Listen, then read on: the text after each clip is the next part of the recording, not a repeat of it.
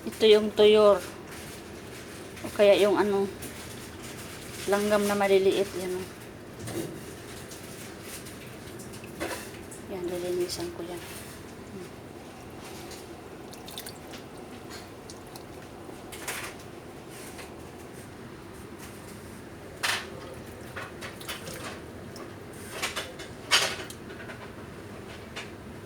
Parang maya.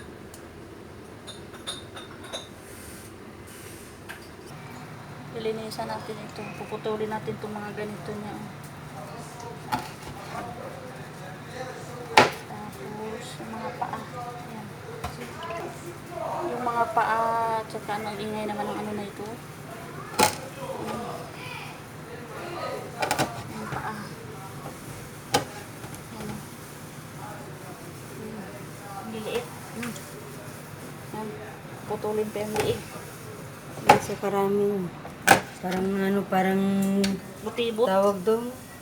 Hindi, yung maya. yung maliliit na ano yan, ibon. Maya sa atin ito. Inuulam nila dito. Yan, yan. Kita mo siya, oh. Ito siya, ganyan kalalaking ibon, oh.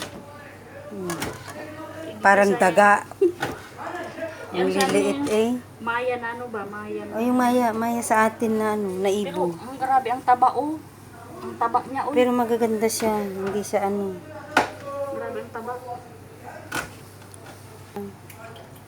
Ang dami, oh, guys. Ayan. Iluluto ito sa ano, lalagyan ng kanin.